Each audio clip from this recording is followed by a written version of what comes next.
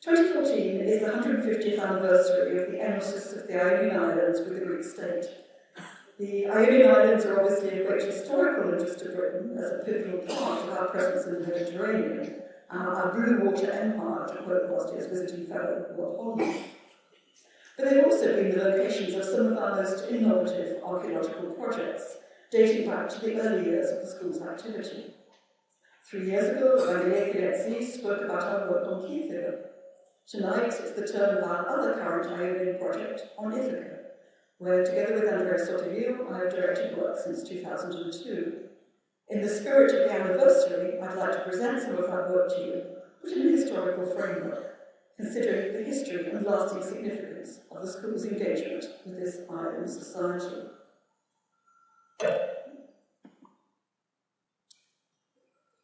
In 1931, James Rowland sponsored the British School of Athens to make an expedition to find Homer's Ithaca.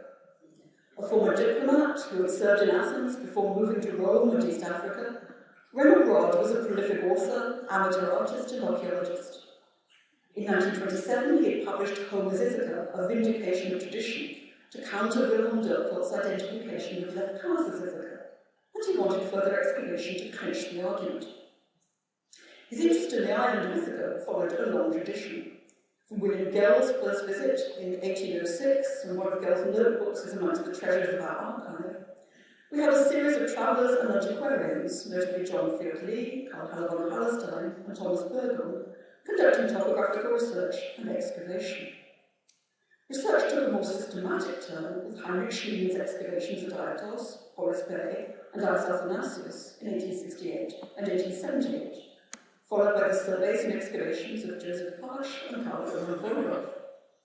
All published academic work of lasting importance, but none found Odysseus' palace. Instead, they uncovered largely classical to Hellenistic remains, including rich grave groups. But Homermania was firmly established. Reynold Rod thus followed a well-trodden path. The scale and intensity of the work that he supported set his enterprise apart.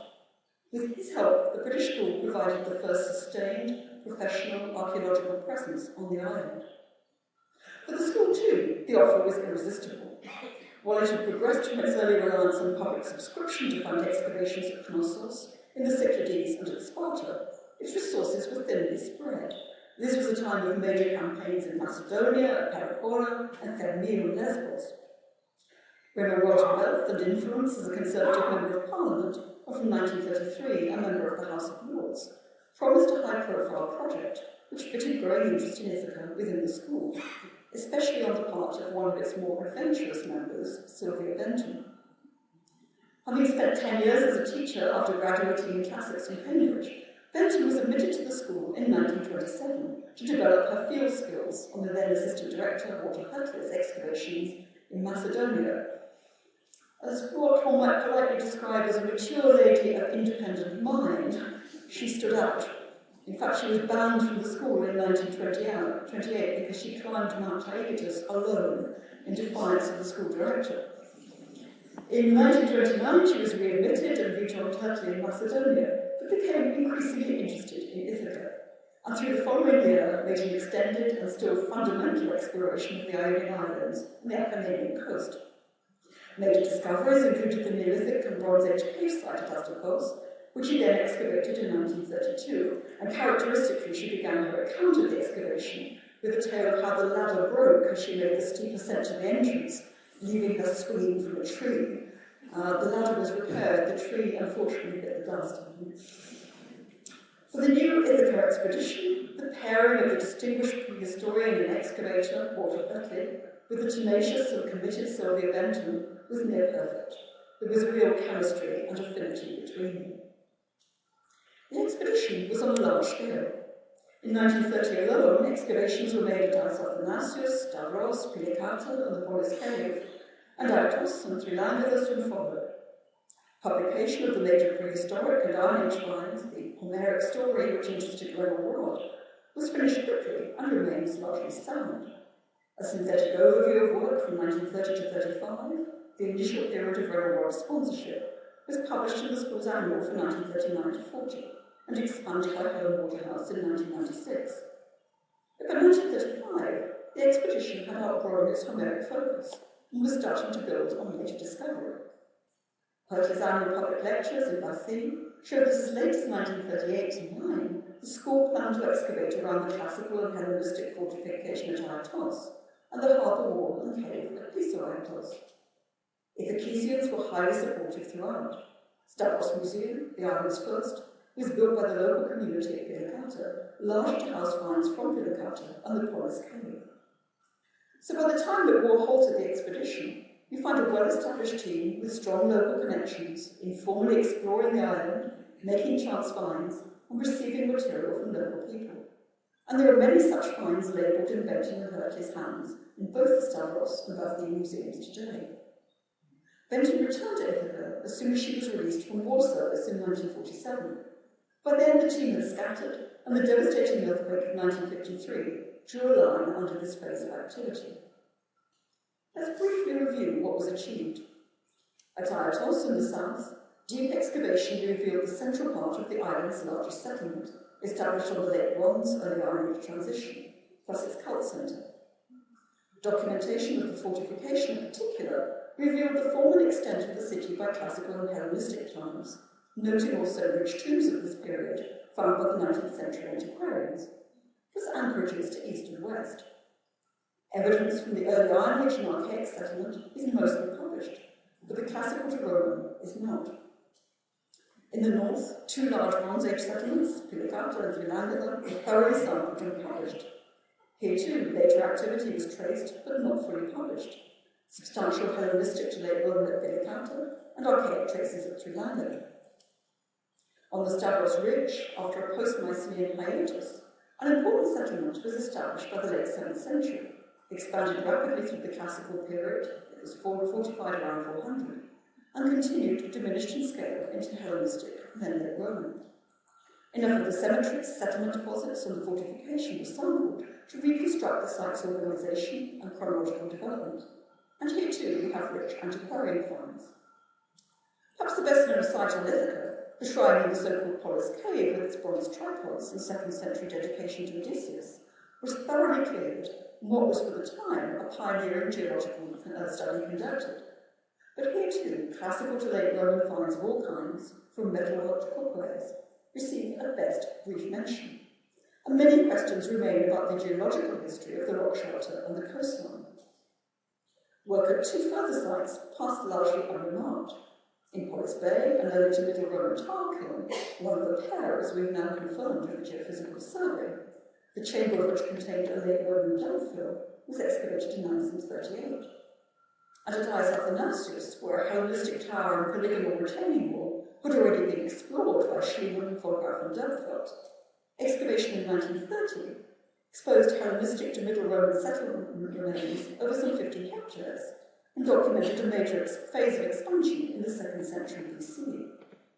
In 1937, a further campaign in and around the tower defined this area as the core of a settlement established or re-established in the late 4th to early 3rd century BC, with the tower built soon afterwards, a century before the major expansion.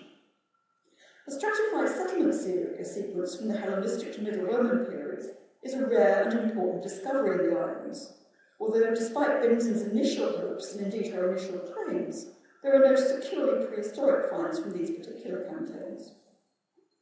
To these main sites, we may also add smaller excavations from the Roman tombs in Bathie to Neolithic and Roman settlement at Asprosikia, and the Hellenistic fortification on the Rossano Acropolis. So in sum, we have a substantial body of knowledge about Ithacesian settlement from the 3rd millennium BC, at least until the 7th century AD, with context ranging from cemeteries to manufacturing facilities. In 2002, therefore, the school initiated a programme to complete the publication of these finds and reappraise them in the light of current research questions and understanding of the region. This combined reassembly of the archive with targeted excavation and survey in the Stavros area.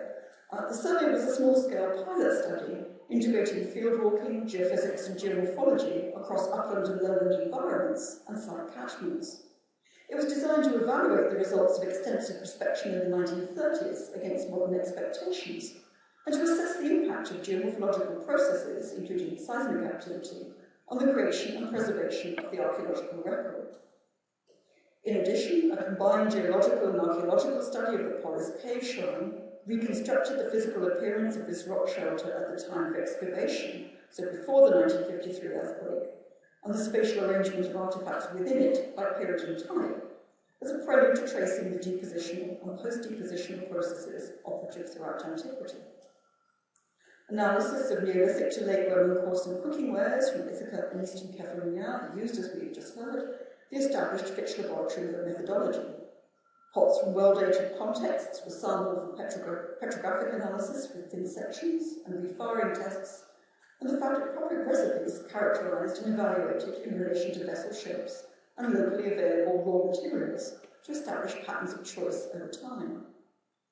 Following the laboratory's pioneering work on Kithiler, we included samples from what we considered to be closely datable survey sites to check our assumptions about courseware dating, which is an extremely difficult problem in this region, and I'm relieved to say we were basically right. Finally, there's an important early modern component to our research. We had to find Herculean bends in Ithaca before the settlement relocation and social change which followed the 1953 earthquake, in order to understand their notebooks and to appreciate how certain features of rural life were embedded in their thinking. Benton's approach to Meganisi, the Ekinades, and coastal Acarnania, almost as Ithaca's hinterland, the strong echoes in the seasonal movement of herding and cultivation, then of recent memory. Thanks to the brilliant work of the Ithacesian historian, Yanis Rosopoulos, on the Venetian period port records, we have a clear view of the nature and intensity of movement between the islands through the 18th century, and there is clear enough evidence to indicate that this activity continued more or less unbroken into the early 20th century. Moreover, the inclusion of modern material in the same analytical framework as ancient offers a very long-term perspective on patterns of rural exploitation on and off island, and on the ceramicization of Ithacesian rural activities, with interesting methodological implications. Well, I won't discuss our modern work this evening, nor do I want to focus on the fine detail of individual sites. Instead, I'll take a broad look at trends and activity on Ithaca, and on the island's place in the central Ionian archipelago, concentrating on the rich and lesser-known late archaic to late Roman evidence. First, however, I must thank our collaborators. All of our new work has been done in Sinoesia, and we're particularly grateful to the director of Ithaca, Andrea Sopirio, and his team, as well as our collaborator in the survey, Kelly Regaku, now director of the combined FOAs on Kekla. Our collaboration extends far beyond the formalities, with a real sharing of ideas and data. Sadly, Andreas cannot be with us this evening for understandable reasons, and our good wishes are with him and his staff as they grapple with the challenges of restoration and conservation on Kefalonia in particular after the earthquake.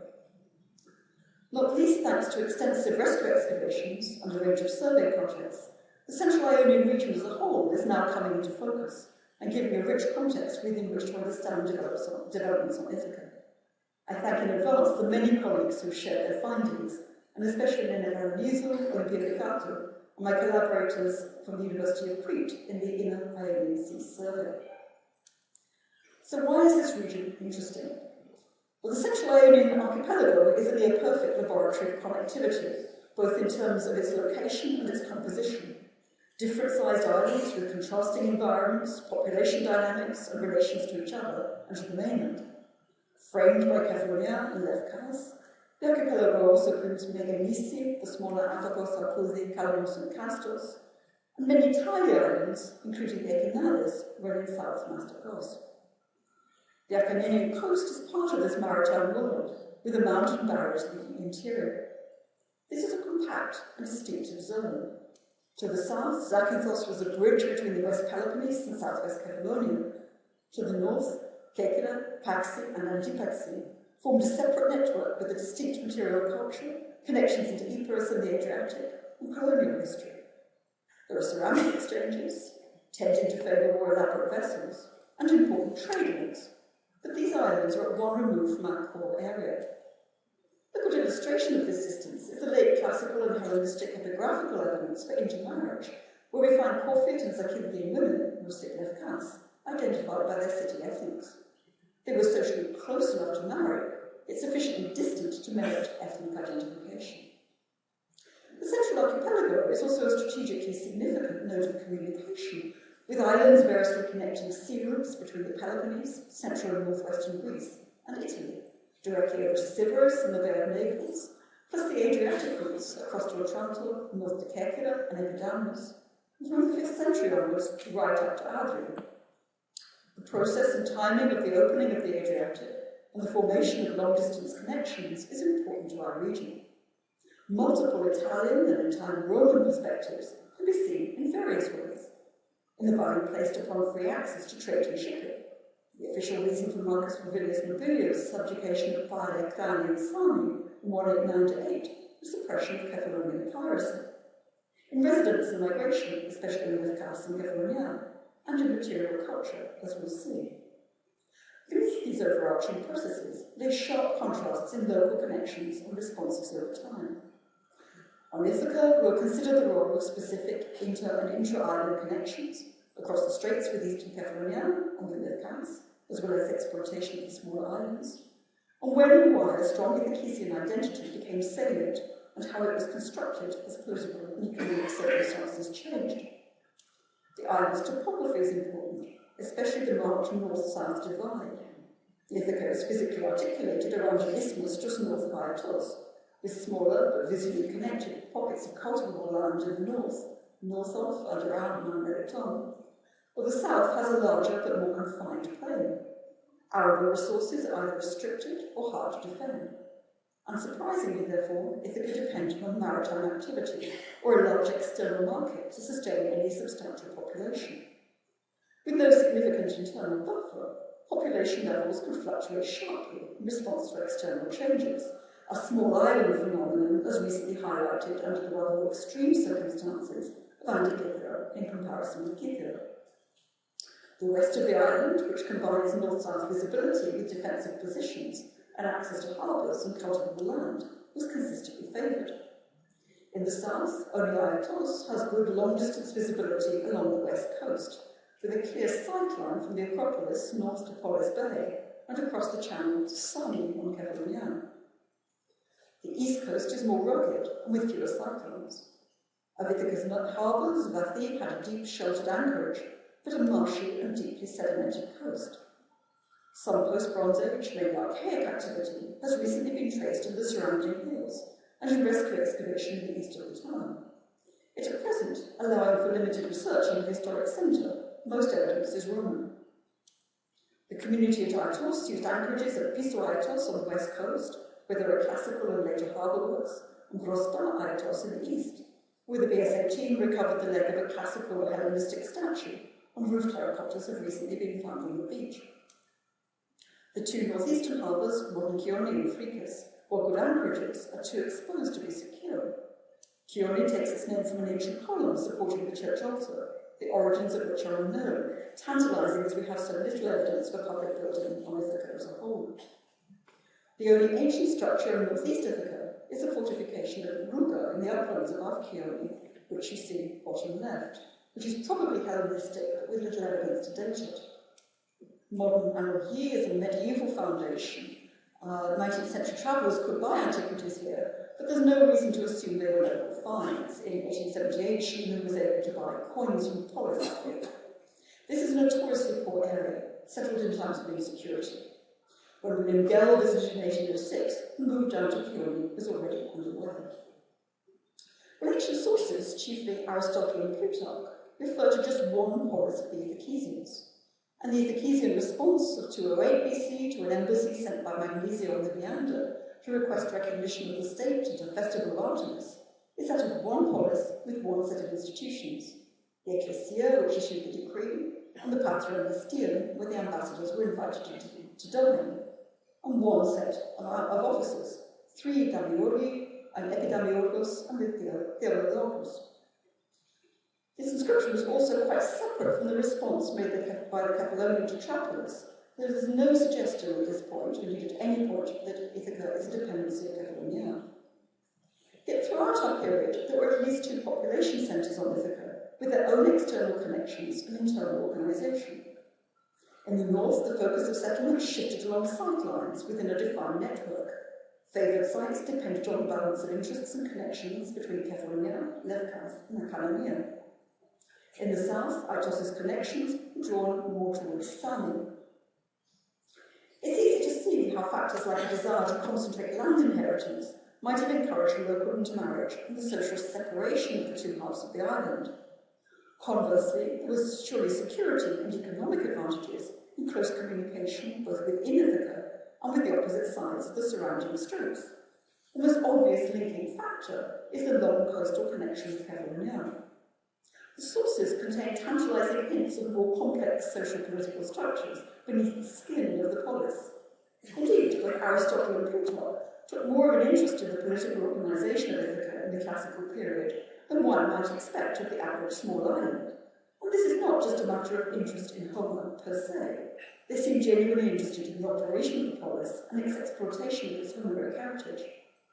For example, Aristotle's constitution of the Ithacesians names two clans, the Collioli and the Popolioli, both with Odyssean ancestry, although we can only guess at their geographical significance.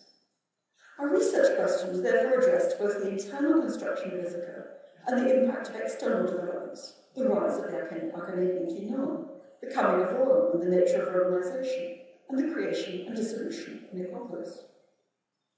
The start of our period coincides with the renewal of settlement in the north. The Polis Cave is the only site to span the period between LH3C and the 7th century, and there are both internal and external reasons for its existence.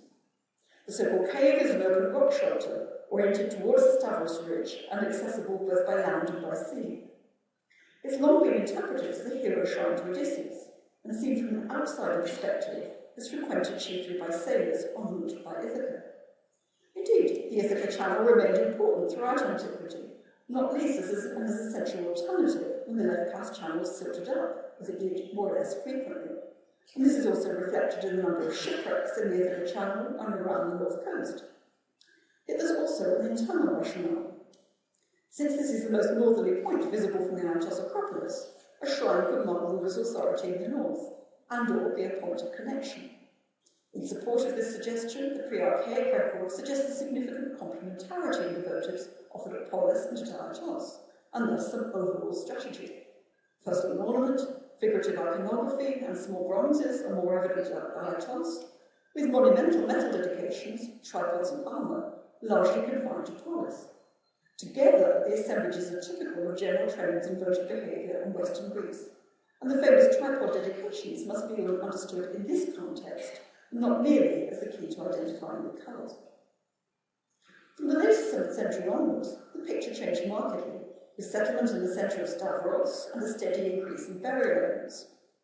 By the second half of the 6th century, the earliest inscription from Polis refers to the peripoloi of Heratalea and Athena Polis, and in passing I note that Athena's epithet is the earliest indication of a polis on the island. So what caused this shift? A likely factor, and probably the main driver for the longer-term intensification of movement of people and commodities across the archipelago, is the growth of the port of Ithaca, the only colony inside the network, with a role in consolidating its trading potential, analogous to that of Corinth's other foundations in the wider region, Ambracia, which controlled inland river routes, and Anatolium on the entrance to the Gulf of Ambracia. The newly created Asti of Ithaca, plus the second centre to the south, around Idri, ancient Cornellum, focused on the Lefkas Channel and promoted a strong relationship with coastal Canania. The conditions for Lefkas to develop as a major commercial centre, combining agriculture with mercantile trade, were created with the opening of the Lefkas Canal and the construction of the South Harbour Mall, which secured the commercial dock and the protected anchorage. And it's worth recalling the sheer scale of the engineering involved. This mall is among the largest at any period in Greece. There's a persuasive case for dating these developments soon after colonisation. Lefkas was a large grid-planned town from the start. The cemetery at Elomenon hit a peak of prosperity very soon, and a small coastal sanctuary was established very early in the 6th century at the head of Nidri Bay, beside the channel. There are also early signs of the colony attracting settlement on the opposite coast of the Playa Peninsula, where the earliest post-prehistoric site found in the survey dates to the late 7th and early 6th century. Through the classical period, Lefkas grew into perhaps the main transshipment port in the northwest, a strong rival to Hosea. and a major market for agricultural produce, oil and wine, but also perfume, with a huge range of amphorae demonstrating connections from Asia Minor to Italy. Amphora production in the town likely serviced this trade. The port provided an outlet for the mainland coastal zone, in turn creating codependence with the Piraeus. The trading economy, which took off through the 4th and 3rd centuries, drew in produce from an ever wider area, reflected in the bridging of the straits for wheel traffic, forming the context for the establishment of polis along the Ithacan coast, with major associated public building projects.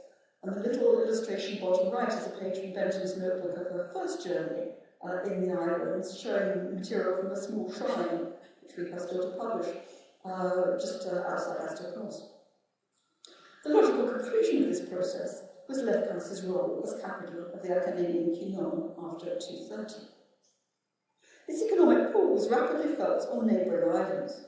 Politically, Ithaca remained outside the mainland federations, but her northern settlements were increasingly located to survey key sea routes. By the 4th century, Stavros was substantial, with scattered graves roughly aligned to north and south. The south line, beside the modern road from Polis Bay, dates from the 5th century BC to Middle Roman. Here you see the facade of a tomb enclosure formed of 2 quarry waste blocks set into the slope and dated by an early Hellenistic grave destroyed in the construction. The north line broadly follows the route between Stavros and Ais Athanasius via Pilicata, with additional graves on the slopes from Otrithias. With the exception of Roman burials excavated at Ais Athanasius, these northern graves are mostly chance finds, although stele, mainly of the late 4th to early 1st centuries BC, were found in the surrounding modern villages. Scattered as this evidence is, it gives a fuller picture than that of contemporary Aetos, where British work in the sanctuary and fortification, the area within the box, while the only excavation yet carried out to real depth, was in the wrong place to document the city's expansion. Classical and Hellenistic houses on and around the saddle were subsequently excavated by Washington University, as you see on this plan, but extensive walling visible on the lower slopes of the Acropolis remains to be fully investigated.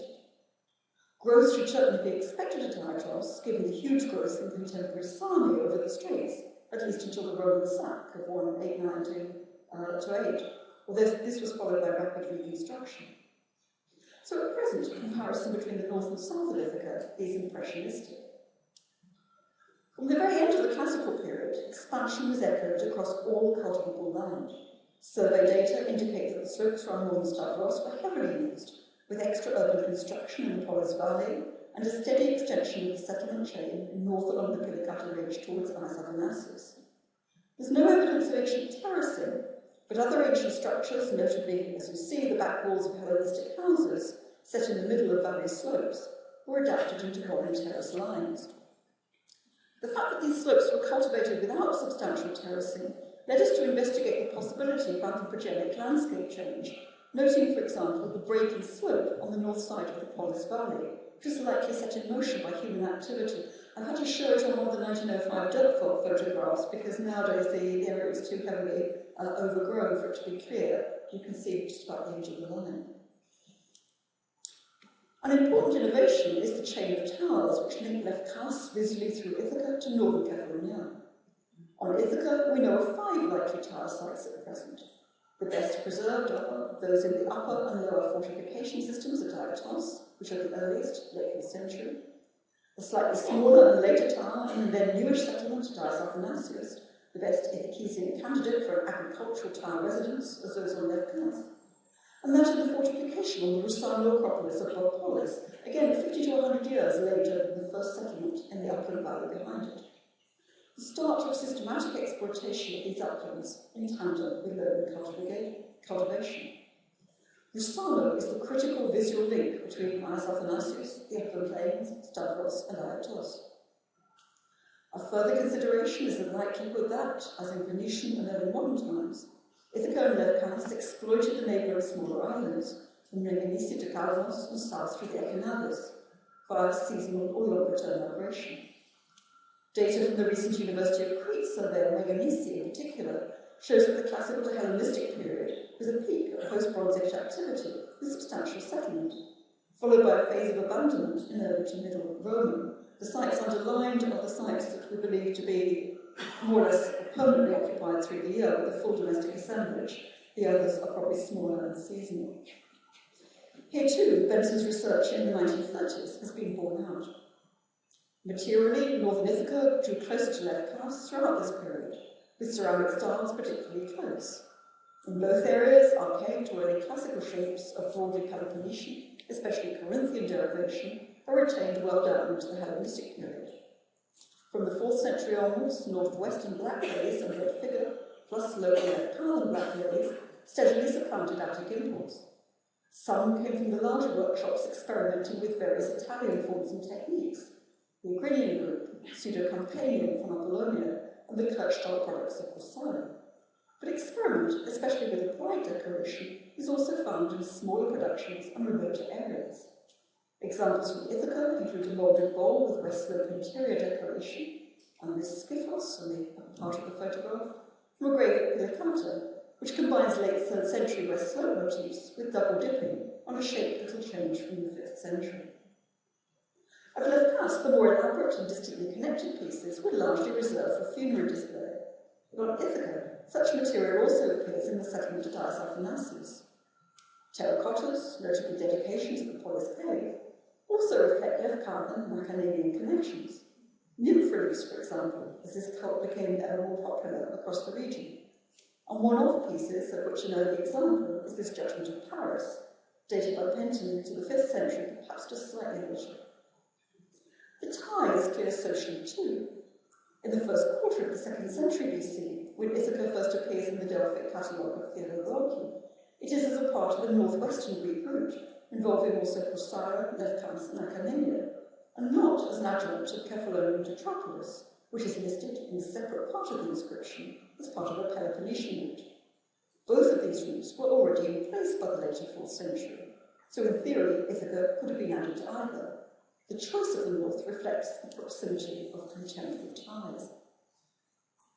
Against this background of integration into larger market systems and the different attractions of Sami and left cast to north and south, we find a strong assertion of Ithacesian political identity, drawing on the symbolic capital of the island's Homeric heritage.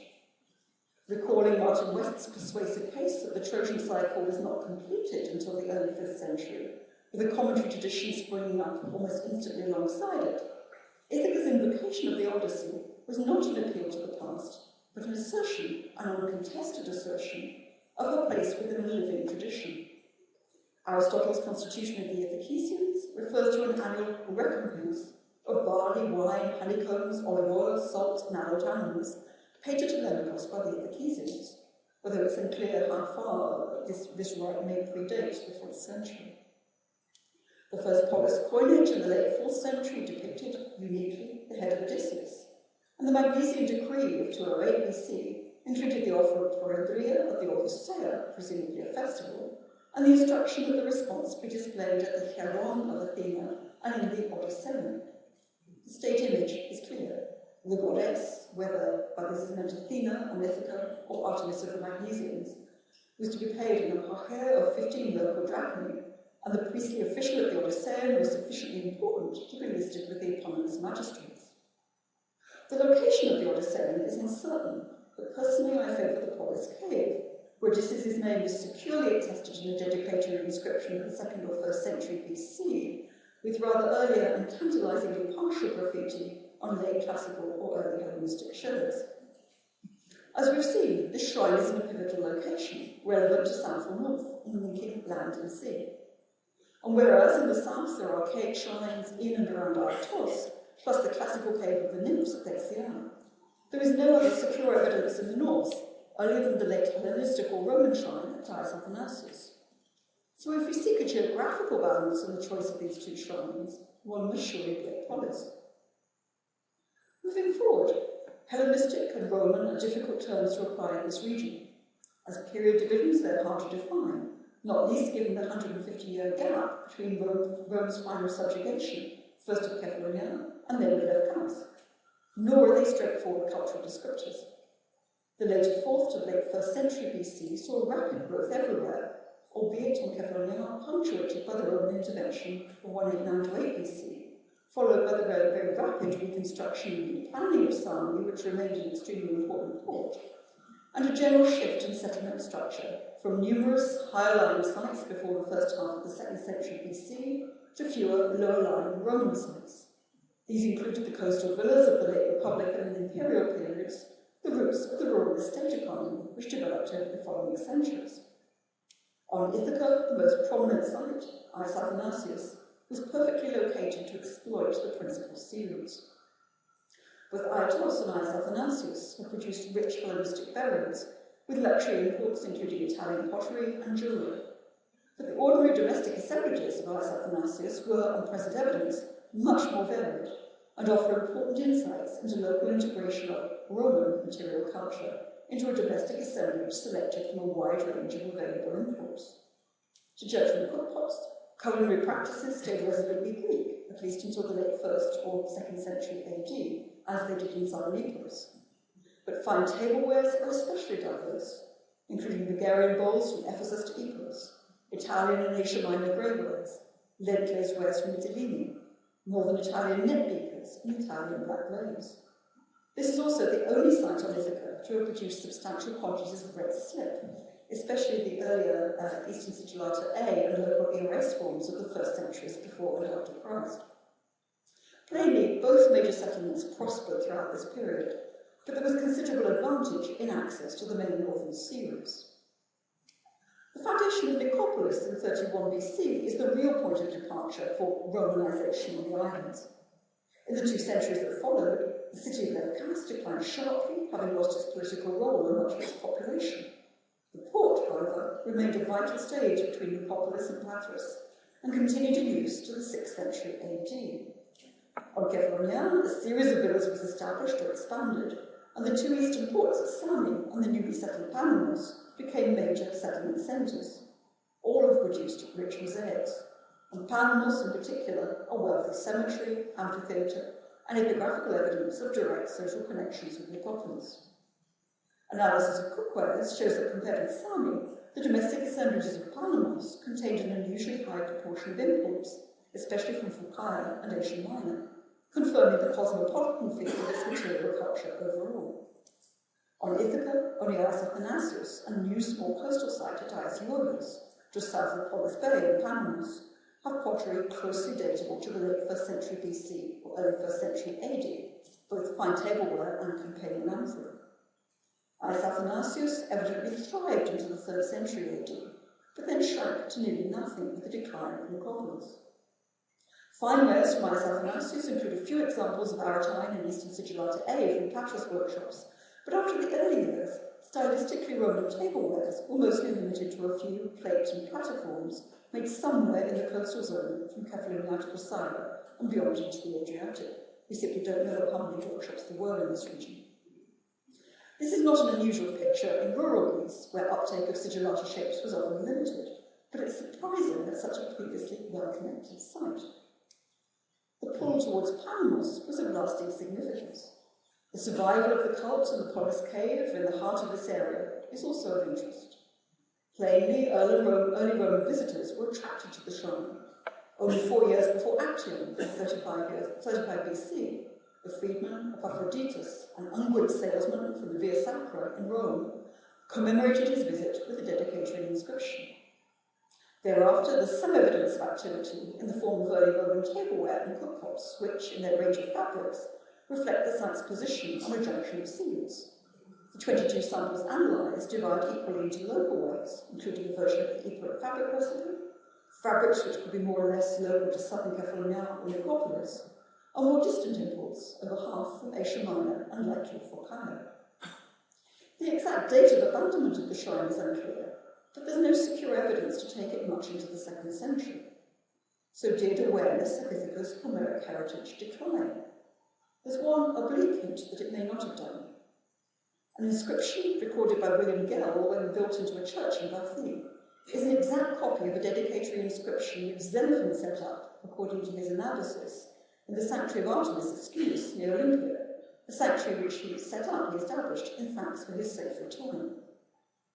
Both the date of the Ithaca inscription, 2nd to 3rd century AD, or Renaissance, and its original context are problematic.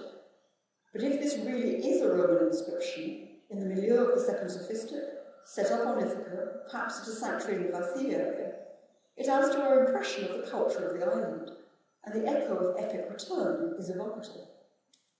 After initial discoveries of burials by the British School, 2nd century and later evidence for a harbour town at Vathie is now growing thanks to the work of our ethereal colonies. We wait to see how this may compare with the contemporary work from Keffer Young. The decline and contraction of Nicopolis not only had a well-documented centrifugal effect, as the population moved out to the areas just beyond the old political borders, but it became less relevant for Ithacesians to focus settlement on those sea routes that led in that direction. Kefalonia and northern Ithaca in particular together enjoyed a major late Roman revival, with intensive lowland and upland settlement, leading gradually to the development of the complex upland systems that characterised the medieval and early Venetian record. And in the smaller islands too, there was a proliferation of small sites with no evident major centres or hierarchy. At present on Ithaca, the best evidence of late Roman settlement comes from the Vathie area, and especially in the north from the Polis Valley, where a rich dump of 5th to 7th century tableware and amphory again shows extensive trading connections, and from the Rossano Valley and upwards. Rossano was to become one of the island's important medieval centres, its name, according to the Byzantine chronicler Anna Paulina, deriving from the vision of Roberto Giscard, Duke of Apulia and Calabria and conqueror of Kefalonia, who saw the holy city on the mountain over the water as he lay dying in Fuscavo, renamed for him in 1085.